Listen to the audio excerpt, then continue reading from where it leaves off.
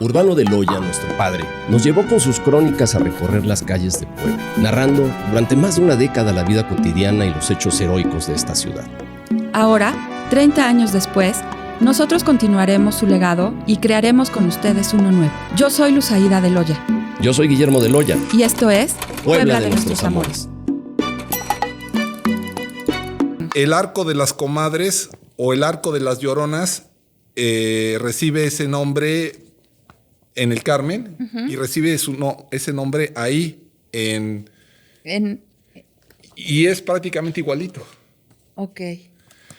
De hecho, traigo Sí. A ver también aquí producción si le echan luego un zoom, pero tenemos aquí un modelo muy bonito que hicieron. Así es. Sí, de hecho es una escultura. No me sé la leyenda de Puebla, pero sí sé la leyenda de Santo Tomás Hueyotipan. A ver.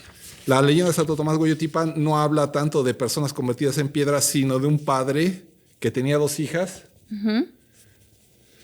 cuyo amor fue malogrado por una serie de circunstancias en donde el papá quería que se casaran con determinada persona, las hijas no querían, las hijas escapan, mueren, y en recuerdo a ellas Era como un monumento. Como un monumento. Ahora, yo más que arco de las comadres lo llamaría arco de las lloronas. Ok. Porque refleja algo que era muy común hasta los años 50, el oficio de la llorona.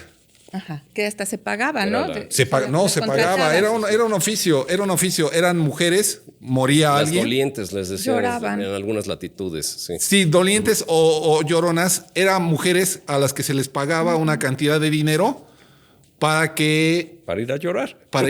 A los sepelios. A los sepelios, sí. Exactamente. Todavía hasta los años 50 podíamos encontrar en los pueblos lloronas. No, yo lo vi en los 2000 en Guerrero. No te preocupes, ahí todavía vi. De pronto estoy ahí en un sepelio familiar. Mi familia política es de Guerrero. Y había unas 6, 7 mujeres que estaban verdaderamente desgarrándose. ¿Y quiénes son? No, son las dolientes. Las dolientes son aquellas como las lloronas que iban al oficio de llorar para hacer más dramático, supongo, el sepelio. Para hacerlo Pero todavía más de que hay, y todavía debe haber por ahí. Sí, no, eso viene desde la época de los romanos. Los romanos nos heredaron varias costumbres. Una de ellas, la máscara de cera, para recordar a la persona. Y la otra, fue las lloronas. ¿Por qué arco de las lloronas? Porque cuando entraba alguien a ser sepultado en el panteón ¿De San Felipe? de San Antonio Hueyotipan o el panteón del Carmen, entraba con 2, 4 o 6 mujeres llorando atrás de ellas. Qué caray. Y me llama mucho la atención porque las mujeres son exactamente iguales. Entonces eso habla de hermanas probablemente gemelas, ¿no? Ok, puede ser. Ahí cabe la acotación de hacer diferente o diferenciar el concepto de lloronas, ¿no? Digo, porque generalmente llegadas a estas épocas piensas que Llorona es como la leyenda de la Llorona. Era Cihuacóatl. Sí, no tiene. Era Cihuacóatl. Toda la razón. Sí. Toda la razón.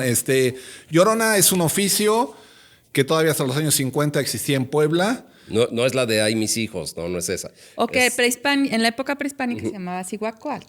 Aquí en esta época es hasta los años 50, mujer a la que se le paga para que cuando muere alguien vaya a llorar, y eso en esa época se consideraba muy, muy cool.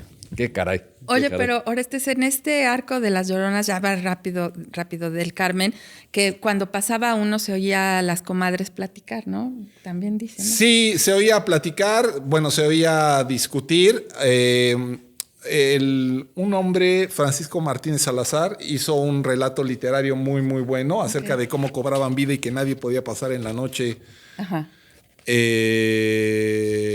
Porque oía discutir literal a las dos figuras que estaban en el arco del Panteón. Exactamente. Y yo creo que en el Carmen hay muchas leyendas de aparecidos y demás. Pues finalmente era un cementerio, lo que hoy conocemos como... Y había algunos bares circundantes donde también pues, seguramente... Bueno, no sé si te acuerdas, cosas. Guillermo, donde contra esquina donde tenía la tornillera mi abuelo. Sí, claro. Hay una casa que dicen que es la más embrujada de Puebla. Pues habría que investigar qué era.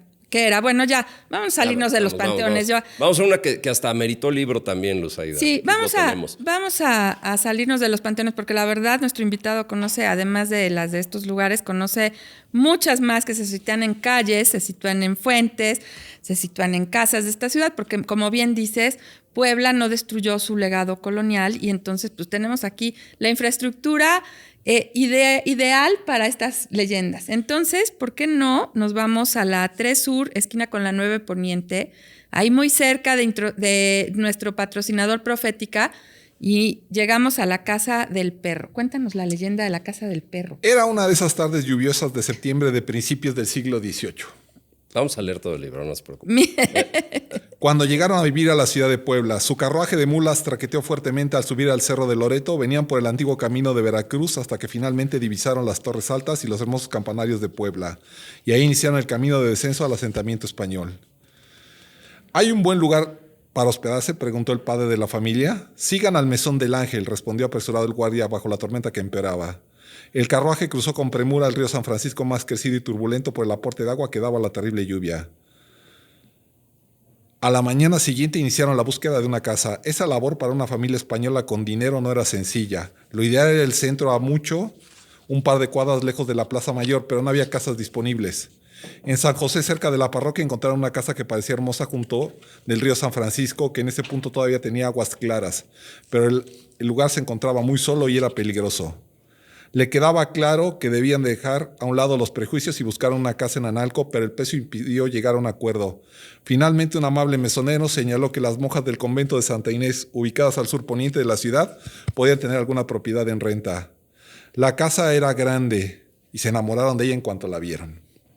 Nadie parecía poder fijar una fecha a la construcción de la casa, y tampoco a la estatua que remataba el bello edificio. Se decía que la casona había pertenecido a uno de los conquistadores que dominó Tepeaca, recordando que una de las estrategias fundamentales españolas de lucha fue el uso de grandes perros feroces entrenados para atacar a los indios en sus partes nobles. Se decía que el aperramiento de indios había sido una de las diversiones favoritas de este ilustre personaje. Ah, qué caray. Y aquí medio sádico, sí.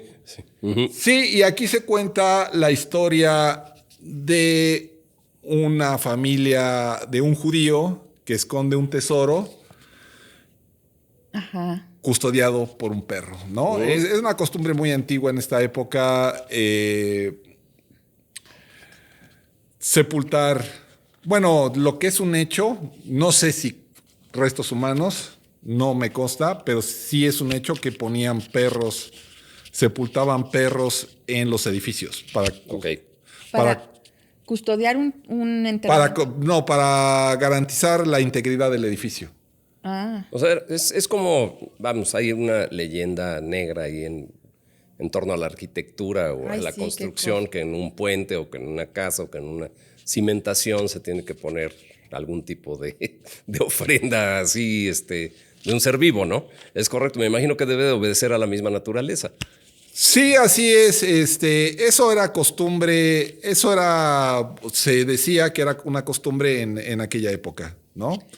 Y la cuestión aquí es que el personaje era judío en una época en que se perseguía a estos personajes en Puebla.